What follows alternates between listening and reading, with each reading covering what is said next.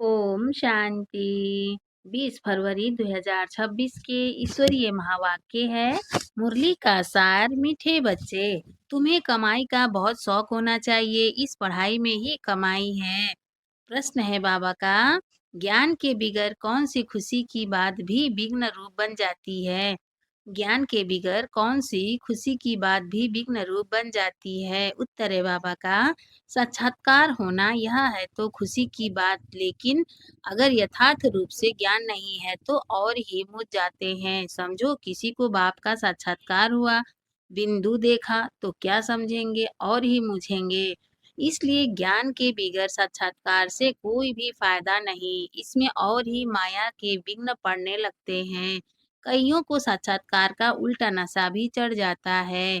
गीते बाबा का, तकदीर जाकर आई हूँ, तक तकदीर जगाकर आई हूँ। गीत है बाबा का, तकदीर जगाकर आई हूँ। अच्छा, मीठे मीठे सिकिलधे बच्चों प्रति माता पिता बाप दादा का याद प्यार और गुड मॉर्निंग। रूहानी बाप की रूहानी बच्चों को नमस्ते। हम रूहानी बच्चों की रूहानी माता पिता बाप दादा को याद प्यार गुड मॉर्निंग। नमस्ते बाबा, नमस्ते बाबा, नमस्ते बाबा। शुक्रिया बाबा, शुक्रिया। धारणा के लिए मुख्य सार है, फर्स्ट पॉइंट है बाबा का, अपनी कमियों को छिपाना भी स्वयं को ठगना है।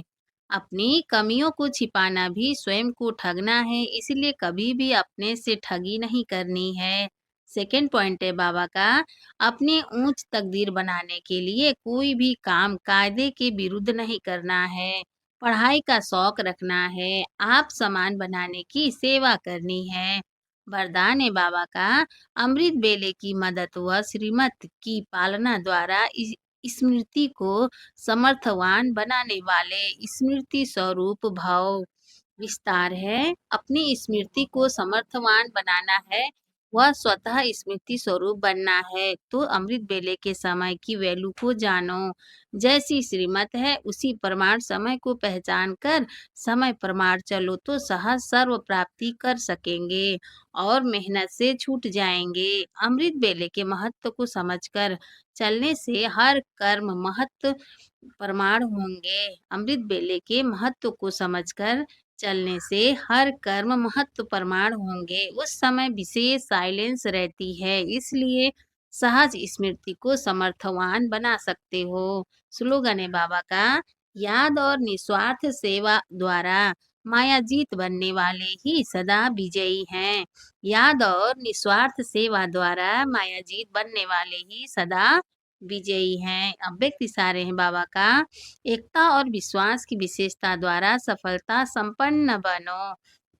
विस्तार है, संगठित रूप में आप ब्राह्मण बच्चों की आपस के संपर्क की भाषा अव्यक्त भाव की होनी चाहिए। संगठित रूप में आप ब्राह्मण बच्चों की आपस के संपर्क की भाषा अव्यक्त भाव की होनी चाहिए, जैसे फरिश्ते अथवा आत्माएं आत्माओं से बोल रही हैं। इसके लिए किसी की सुनी हुई गलती को संकल्प में भी न स्वीकार करना और न कराना। ऐसी जब स्थिति हो तब ही बाप की जो शुभकामना है एकमत संगठन की, वह प्रैक्टिकल में होगी और आपके द्वारा बाप प्रत्यक्ष होगा। अच्छा, ओम शांति।